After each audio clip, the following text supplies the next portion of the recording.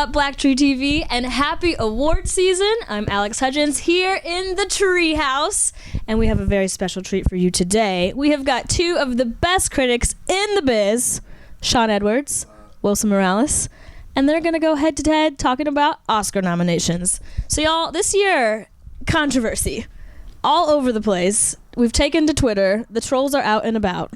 So tell me, let's start with Best Picture. What do you think about the nominations? Snubs, your favorites? Well, the best pictures are what people thought it was going to be. You got Selma in there, you got American Sniper, you got Birdman.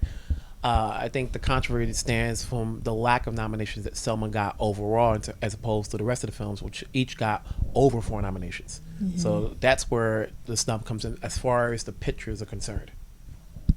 I just think overall the Oscars are always misguided. I don't care one bit about the Academy Awards because there's a big divide between what critics like, what members of the Academy like, and what the general public likes. I mean, if you really want to be honest, if you're talking Best Picture for 2014, there were 8 okay average movies nominated, but they left out some biggie movies like, Guardians of the Galaxy was a great movie. It was well written, it was entertaining. I would have loved to see Guardians of the Galaxy get a nomination. Mm-hmm. In terms of diversity, I thought there were some other movies that were a little more bold and daring that deserved more recognition. I don't know what the heck happened to Get On Up, still one of my favorite movies of the year, which got no love. I know people didn't like the way it was executed, but I still thought overall it was just a fantastic, well done movie.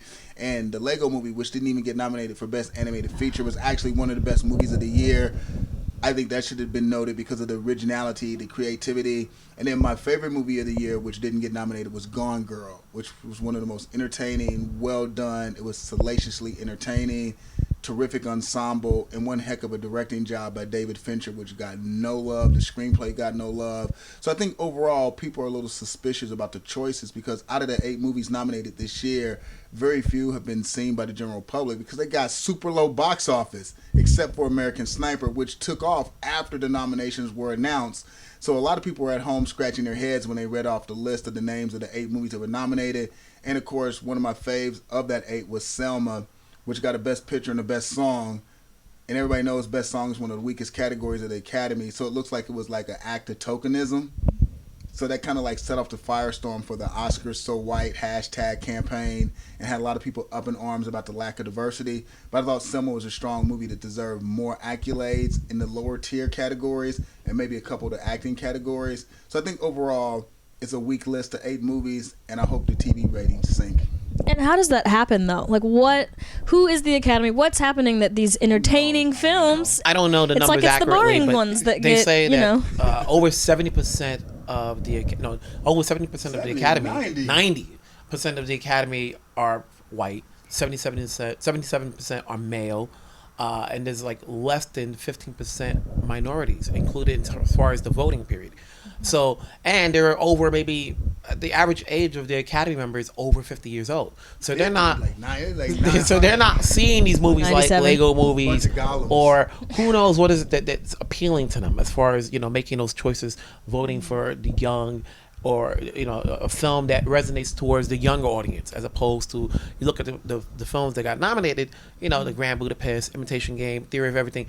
Most of those stories are centering on the past, which I thought Selma would have gotten a lot more because it also resonated with the past. Mm-hmm. Different story. And the relevance of Selma this year, You could throw all that out the window. Selma wasn't getting any love anyway because here's the deal: 12 Years a Slave won last year. People were like, okay, there's our guilt choice. There was no obligation for anyone to vote for Selma this year. I mean, it just totally got disrespected, and it was hard for them to pull that trigger. But I think you got to revamp the whole system because the lack of representations was causing this big divide in the types of movies that are selected to be recognized by the Academy. I mean, you need some younger voters. You need some Hispanic, Asian, Black vote. I mean, you just need to revamp. The whole system needs to be redone. But how do we do that? It's like this mystery society. You can't. That's why you can't redo it. That's why you got to go to stuff like the African American Film Critics Awards or the Image Awards or the Hispanic Awards, and you celebrate diversity on your own level, with your own ceremony because the Academy's gonna be whack. It's been whack, gonna be whack, as is the way it is. I don't know. At the same time, this is the game we all decided to play. And granted, as you mentioned, you can go. It's a game. It's always politics. And I think part of the reason, as we're talking about Selma and the lack of nominations, it's, people have mentioned it, and this is, I think, the first time that people are talking about screeners. And screeners is supposed to be a privileged situation where people who don't get the chance to see all these movies are given the DVDs to see ahead of time so they can be remembered come voting time. And here, it wasn't about that, but in some cases it was, because at the end of the day, you and I are in the business. We got movies by Thanksgiving. We got movies by Christmas. Not about that. And for movies that came out early in the year, like the Grand Budapest Hotel, they came out in February, but yet ends up getting more than 5 nominations, you say to yourself, okay, they sent out those DVDs to remind us of how good a movie this is. It's not about that. You shouldn't have to. I mean, if you're a member of the Academy, go see the movies when they come out. You shouldn't have to wait for a screener. It's not, and the winner is the best movie that sent the screener out the earliest. It's about the best. It's about the best of the best. The politics stuff is whack. I mean, in the story, it's not about screeners. It's not about politics. It shouldn't be about, but it is. We could go on and on about this whack situation. I'm just gonna say, 2014 was a weak year. I'm so happy it's 2015, and the Academy can kick rocks. We're moving on. Okay, but the show's still going to happen. People are still going to watch it. What wins? No, what wins for Best Picture? I'm not watching. I'm boycotting. Wilson. I don't know about him. I believe it's going to be Birdman. Okay. And why is that? Because Boyhood is taking a lot home with these other shows. Those are the two films that's going to be really in contention. I think Birdman overall, I think it's a better film. I think when you're watching good performances all around from Michael Keaton, Emma Stone, Ed Norton. I think, Boyhood is a great concept. But when it ends, it just ends. And, you're appreciating what happened, but I think Birdman has a lot more going for it. Yeah, I like I didn't like Boyhood. I like Birdman better than Boyhood, but Birdman's not going to win. Boyhood's not going to win. End of story. American Sniper's going to win. Go Clint Eastwood. That movie's red hot right now.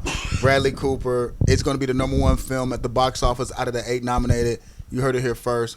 American Sniper. Because Boyhood's like reading the yellow pages, that people even still do that, or like looking at a stack of yearbooks. The movie's whack. It's terrible. No plot, no Them's story. fine words. No, Boyhood's awful. I didn't like it. It was boring. American Sniper, that's kind of a dark horse, though. Because it was late in the game. It's a long shot, but I'm riding on it. Okay. Bet in the house and the farm. All right, we're going to take a break, and when we come back, let's talk about some of the lead nominations.